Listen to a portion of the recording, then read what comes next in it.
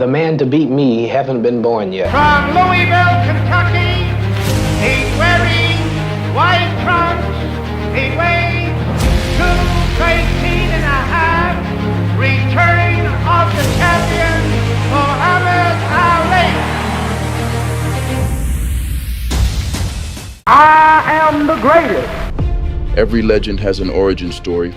For the man who would become the greatest, it wasn't found in a gym, but on the streets of Louisville, Kentucky. It began with a stolen red bicycle and a threat to whoop the thief. How did you come to take up boxing?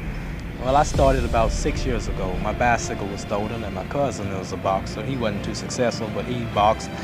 And he told me that he would train me if I ever catch the guy that, you know how kids think, if I ever caught the guy that stole my bicycle, well, I would know how to fight. You know, I could defend myself. Well, anyway, he took me to the gym, and he quit later, but I kept it up. Did you catch the guy who stole your bike? I never did. You still looking for him? No, not now. I was just a kid then. That 12-year-old boy, Cassius Clay, was growing up in the heart of the segregated South. He experienced racism firsthand, from being denied a drink of water to being shaken by the murder of Emmett Till. The ring would become more than a sport. It was his arena, his microphone, and his weapon against a world that told him he was less. Chicago Golden Gloves. Heavyweights Jimmy Jones and Cassius Clay square away. With a relentless work ethic, Clay forged a style never seen in the heavyweight division. He wasn't a brawler, he was a dancer, a poet with fists. Float like a butterfly, sting like a bee. This wasn't just a slogan, it was a revolutionary blueprint. He compiled an amateur record of 100 wins against only 8 losses, culminating in Olympic gold at just 18. The media saw a charismatic, brash kid. They nicknamed him the Louisville Lip for his non-stop poetic trash talk. Cassius, can I ask you how you're feeling now at this point of your training? I'm feeling great. I'm ready to go to war right now. Well, when you say you're ready to go to war right now... If I see that bear on the street, I'll beat him before the fight. You'd actually take him on before the fight? Beat him like I'm his daddy. I saw Sonny Liston a few days ago, Cassius. Ain't he ugly? He... He's too ugly to be the world's champ. The world's champ should be pretty like me. Well, he told me to bet my life that you wouldn't go 3 rounds. Well, if you want to lose your money, then bet on Sonny. In 1964, he faced the terrifying Sonny Liston, a 7-1 favorite. The world expected a sacrifice. What they got was an eclipse, a masterclass in speed and nerve. When Liston quit on his stool, a new king was crowned.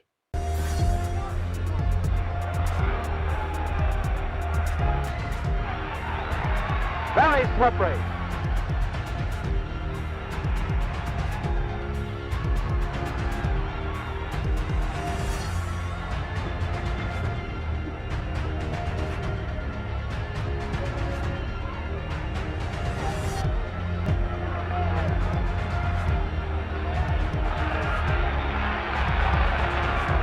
Play with a variety of punches. We call them combinations. Putting punches together.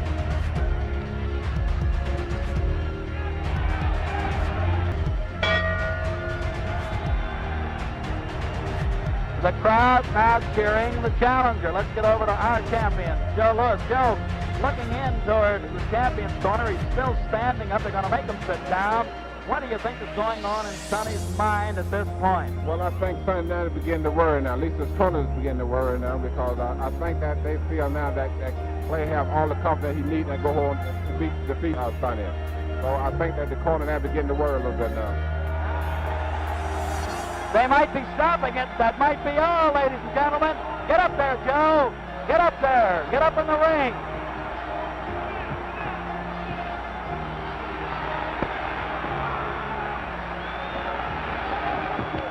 Bedlam busting out here. Great, I don't have a mark on my face. Yeah. And I upset Sonny Liston, and I just turned 22 years old. I must be the greatest. I told the world, I talk to God every day. If God's with me, can't nobody. The next day, the new champion shook the world again. Cassius Clay, a slave name as he called it, was dead. He announced his conversion to Islam and his new name, Muhammad Ali.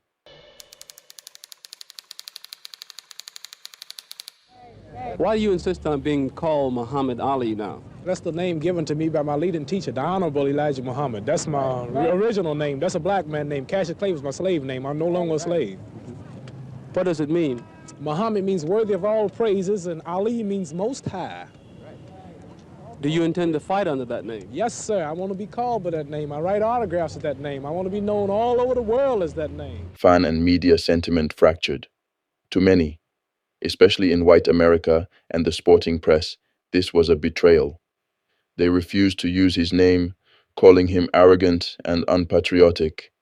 To others, particularly black Americans, he was a symbol of defiant pride.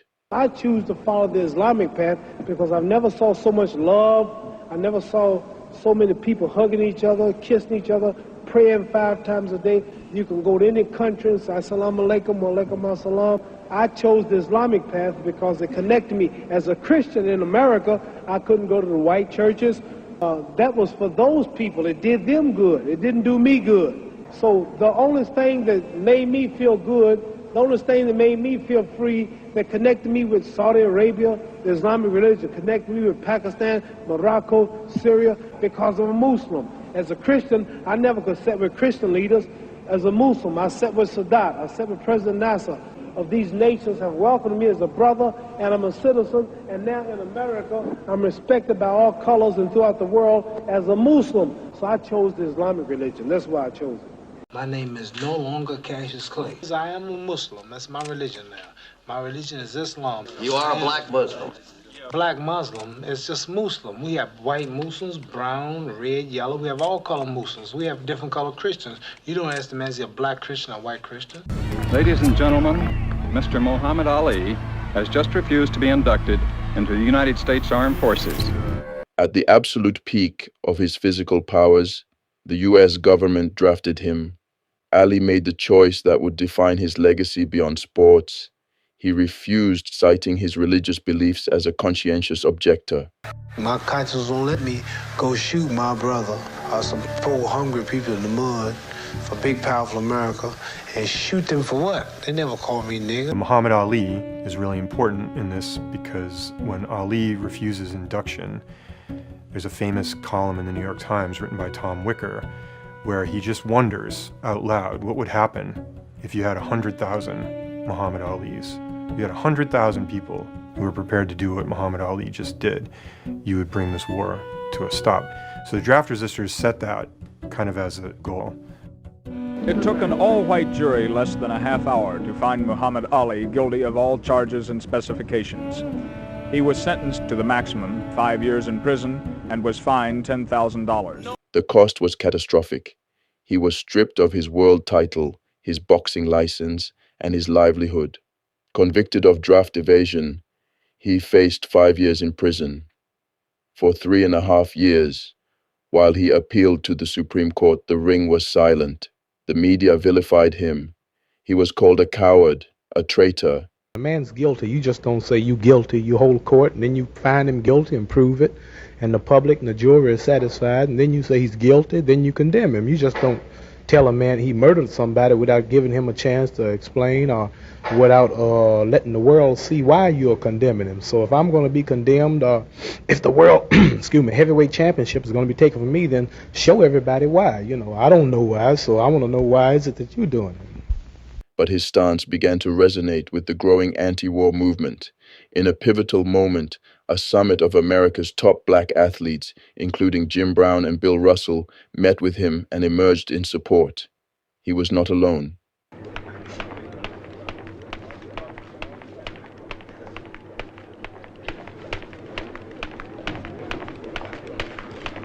Returning in 1970, he was slower but smarter.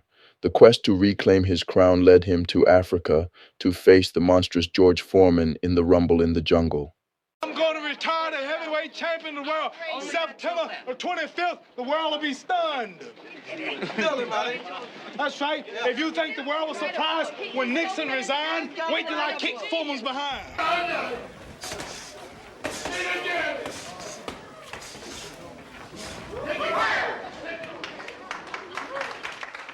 Ali trained for the fight with Foreman at Deer Lake, Pennsylvania.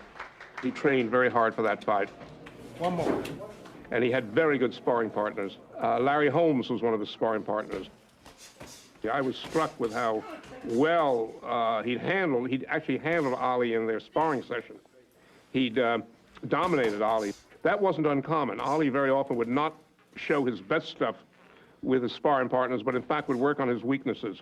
He'd go against the ropes and he'd let people pummel him, very heavy hitters who were sort of clumsy. He'd let them bang away at him.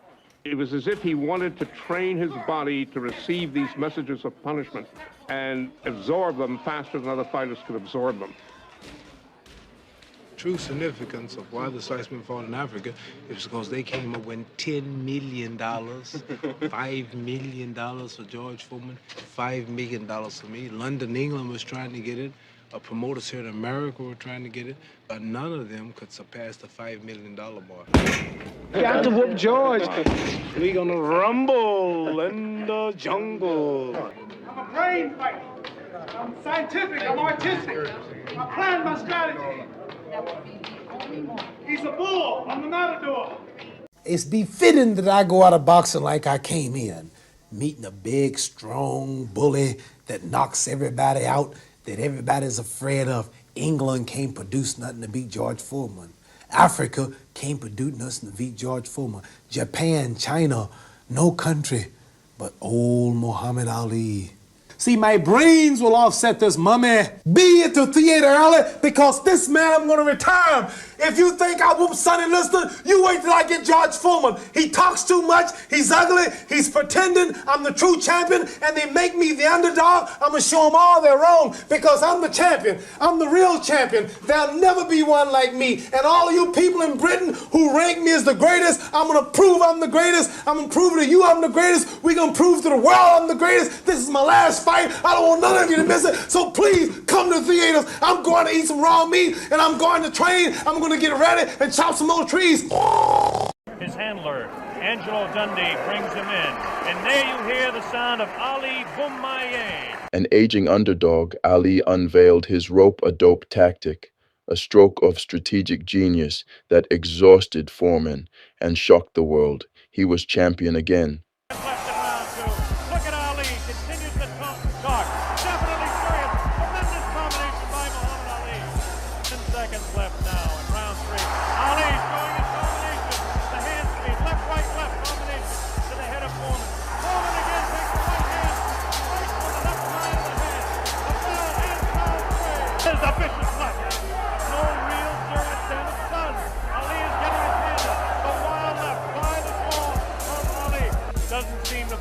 As Ali stands on his toes, works downstairs, goes downstairs. Good left hook by Ali, good left hook by Foreman. Good twist left, the combination by Ali, lands on the head of Foreman. Foreman with that right. Ali throwing a good pass, backs up Foreman, backs him up in his back. Foreman staggers, Foreman tries to look, Ali throws to the right, Foreman gets back to the left.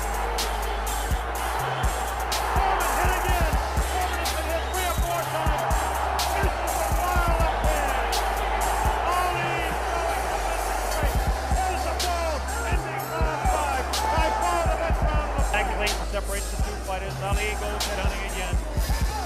Oh, a great left hand taken on the face of George Foreman.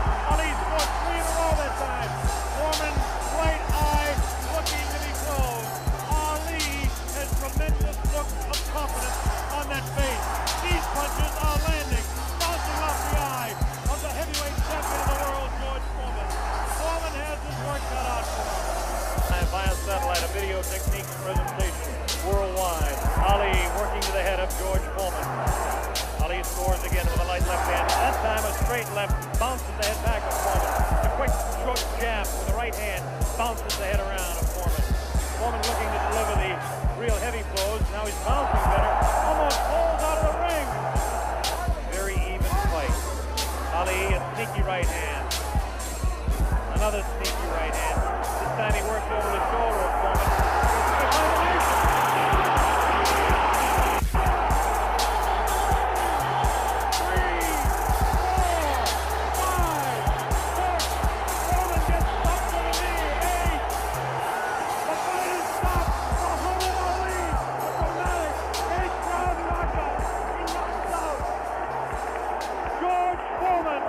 But his greatest war was with Joe Frazier. Their trilogy is the stuff of myth. The first fight, the fight of the century, gave Ali his first professional loss. Time is important here.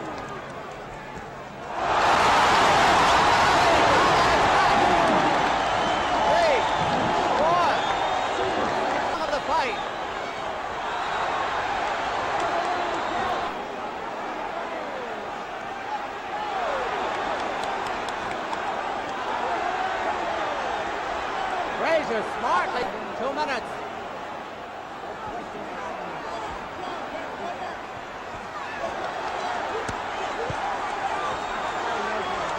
Then a bedlam. Oh, what a shot! Muhammad Ali gamely fights back.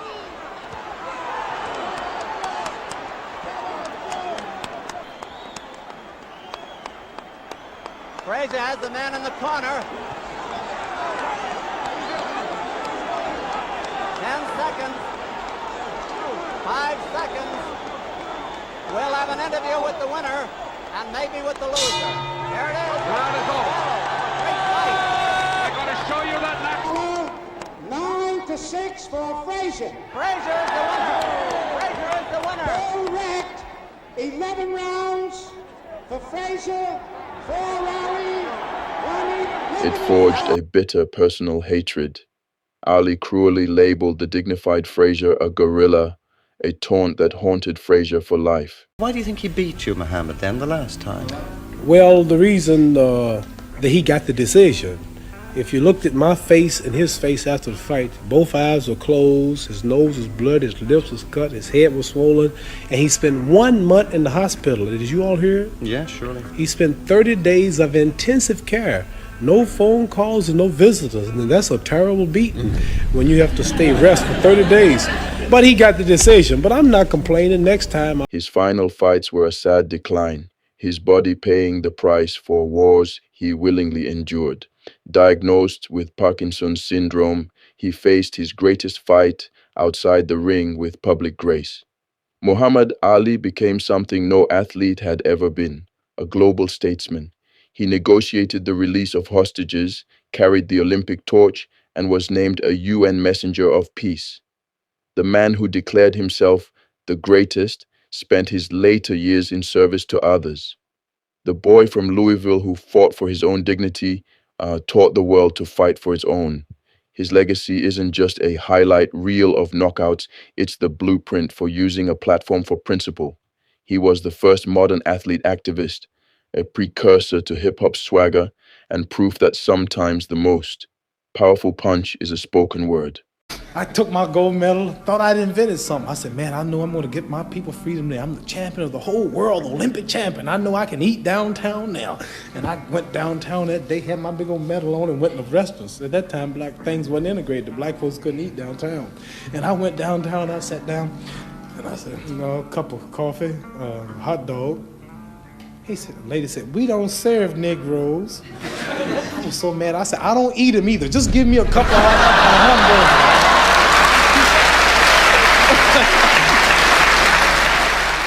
So, what does it mean to celebrate a man like Muhammad Ali? It means celebrating the unbreakable will to define oneself against all odds, the courage to stand alone for what's right, even at the cost of everything you've earned. He was the quintessential fighter of the golden era, not just because of the titles he won, but because of the battles he chose. Who from the golden era of boxing should we celebrate next? Was Ali's stand his greatest victory? Let us know in the comments, subscribe to Celebrate Men, and hit the bell for more stories of greatness.